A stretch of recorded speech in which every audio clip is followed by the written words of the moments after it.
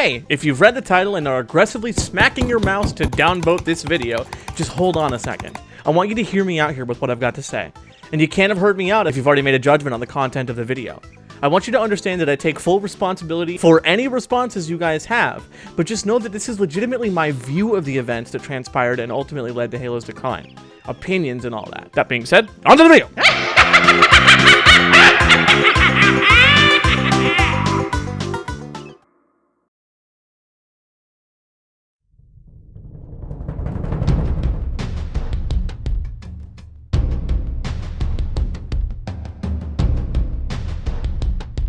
I gotta say, I'm a glutton for punishment for wanting to talk about this subject. I really am.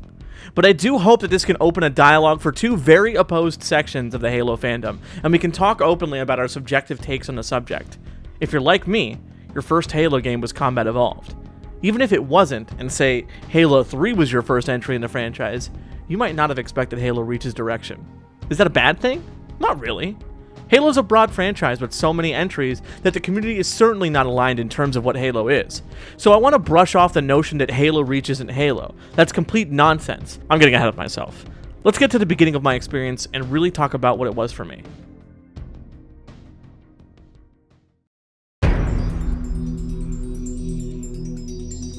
Nostalgia is a pretty big thing, and I'm sure it carries a lot of the weight that Halo 3 holds in my mind. But you have to admit, it was a pretty damn big game, right? This was the first time that a game became more than just a game for me. It was an amusement park where there was always something for me to do and people to do things with. Being nearly 13 years old at the game's launch, you could say that I was impressionable. And boy did this game make an impression. I spent so much time in it because it felt like it had infinite things you could do. I could play the campaign and try and beat my scoring record, or I could try and find glitches and break out of the map, or I could try and get through the missions as fast as I possibly could. That's just a campaign. I could join any recent players on my friends list, and there were always people playing custom games. That's how I met half the people I ended up playing Halo with. I could hop into Forge and play around with the physics, or I could have some friends join me and we could try and come up with the coolest things we could make together. I used to even try and make actual multiplayer maps that would work competitively. They sucked. But it was the fact that I could even try that was so compelling. This was a game that truly let you do whatever you wanted to do, within reason of course, and did its best not to limit you, as evident by Bungie significantly improving the game as time went on. Multiplayer was always fun, because I'd always try pushing my rank that much further, with my crowning achievement being getting to rank 44 in Lone World. If you know, you know. I think it's easy to see that I loved this game. I love the balance of order that it set up. And in my very likely biased opinion, it's one of the most balanced games out there. That was always important. All of those things are obviously very important. But in terms of retention of players, multiplayer always comes first. So what happens when the multiplayer is fundamentally different?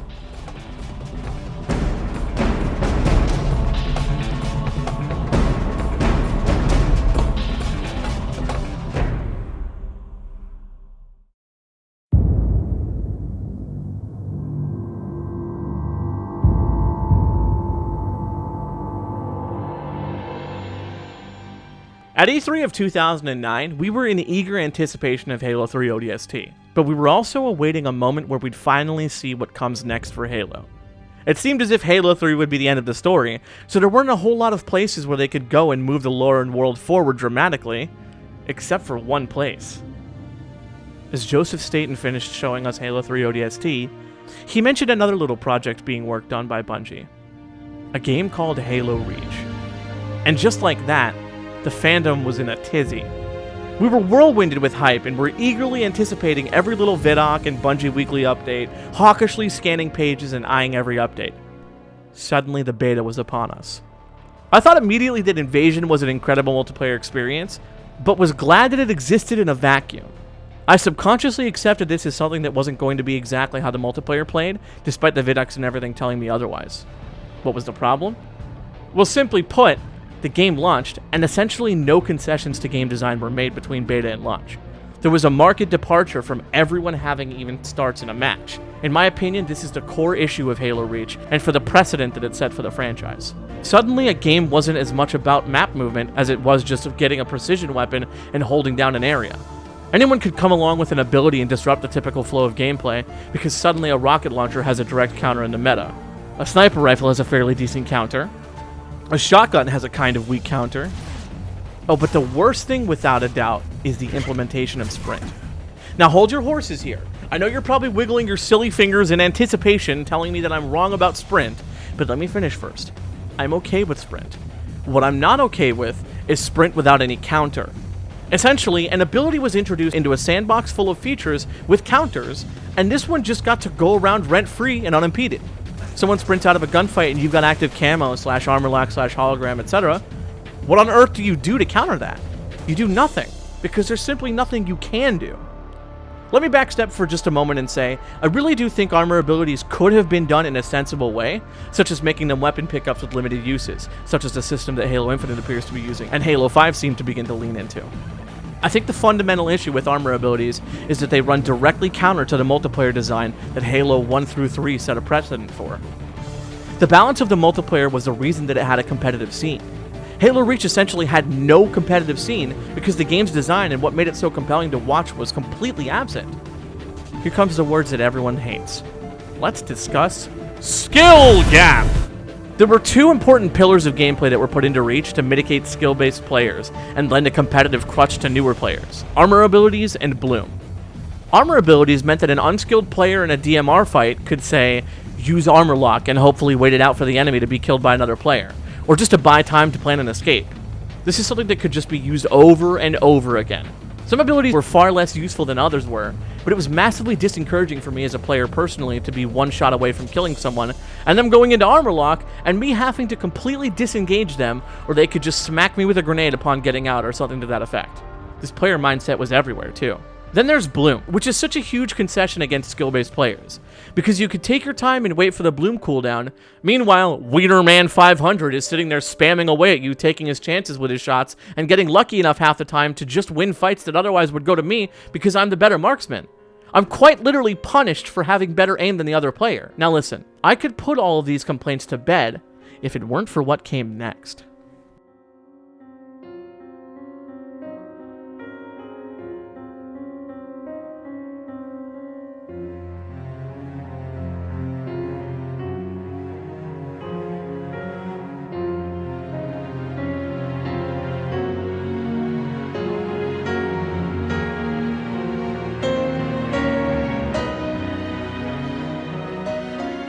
Things are meant to change and evolve.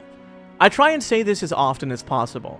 I was even able to console myself by saying that the things that Halo Reach did to multiplayer were simply experimental, and Bungie leaving the franchise meant that they could try some wacky things and get away with it with clean hands, as they were stepping away from the franchise. I could have lived with it if Reach was the sole entry in the franchise to do this. However, upon Halo 4's multiplayer arriving, a major problem became clear with its direction. Now, we can cast a shadow over Bungie for their direction, or we can cast a shadow over 343 for essentially following it, but I'm of the opinion that this problem lies mostly on Bungie's hands. If you were a company that came along and took over a franchise, would you not build on its last entry? Would you backtrack? I guarantee that most would follow the direction Halo Reach was headed in, mainly because contrary to what some people may want to believe, Halo Reach was a very successful Halo title, only being outsold by Halo 3. You see, with Halo 4 came the conclusion that Halo has to try something completely different with every title. Each subsequent release of Halo after Halo 3 has seen an attempt at a fourth pillar of gameplay. Equipment in Halo 3 just barely counts towards this. Where the three pillars that are Bible are guns, grenades, and melee, thus began the identity crisis that the franchise was faced with until, well, hopefully until Halo Infinite releases. Credit where credit is due, I strongly believe that Halo 4 was a better game than Halo Reach was, at least where multiplayer is concerned. This is because Halo Reach leaned into the idea of giving the individual player more agency before the matches started, in the vein of Call of Duty's loadout system, but it sort of Frankensteined that mindset with some level design and weapons that weren't dramatically different from anything seen before, more so acting as mixtures of previous weapons and such.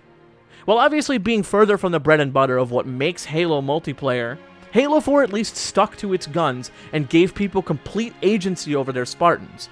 This was a very clear attempt at replicating Call of Duty's loadout system, and it was especially evident given that kill streaks were present within the game. If there's anything that it displayed, it was that you can't fit a square peg into a circular hole, and you can't put Call of Duty's main elements of gameplay into a Halo game and keep people interested. While it certainly played better than Reach, it simultaneously didn't appeal to Halo players enough and didn't appeal to Call of Duty players enough.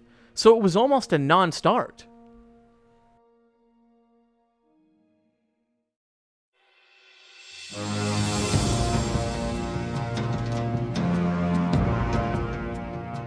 Halo 5 came along and conceded to a lot of the ideas of what a Halo game is meant to be, but still was adamant about adding in that fourth pillar of gameplay that Halo apparently so desperately needs. The mobility system was honestly a pretty solid attempt though, mainly because it meant a return to balanced starts and even footing for players. My only real argument counter to that system would be that 343 made it absurdly strong, and the sandbox suffered as a result, with most weapons essentially being pushed to their logical limits.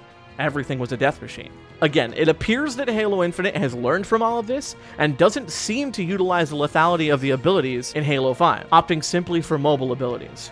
That said, the path that we were set upon was paved by Bungie. The idea that there needs to be an invasive fourth pillar of gameplay that alters map movement, or that there needs to be abilities that significantly alter gameplay handed out to players at the beginning of a match just seems illogical and counterintuitive to the level and sandbox design of the prior titles. So having something like, oh, I don't know, a grapple hook that is placed strategically on a map that people now have to fight for, that's essentially taking equipment from Halo 3 and turning it into something that people have to have. Maybe now we'll have to start thinking about power equipment and not just power weapons. Anyway, this unbridled rant has surely driven all who came to watch this away. So what little remains, I say thank you. To those who disagree, I'd love to debate in the comment section or on my Twitter at Jarasunder, if you're inclined. I'm always here to openly discuss things with people. It's only healthy.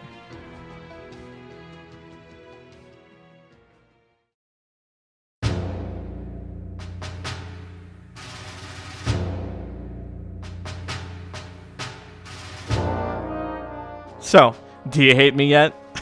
If not, why not support me on Patreon? I'm back on this pony for the long haul, and I can keep at it if I sell out, baby! Kidding. But supporting me on Patreon does mean that you'll get a shout out in all of my Halo essays. Link in the description if you're interested. But honestly, just watching and participating in the conversation is appreciated. Shoutouts to all who support me on Patreon. Nuck and Futz at the $2 tier, Tease at the $10 tier, Ryan McCann at the $10 tier, Ghost Warrior at the $5 tier, Screamy at the $10 tier, and Rye at the $10 tier. I want to go ahead and say before we go ahead and call this here that if you're still watching, weekly videos are back. I'm going to attempt to upload a video every Monday again regarding Halo. So, we back in business, baby! Thank you guys so much for watching, and see you guys next week. Adios!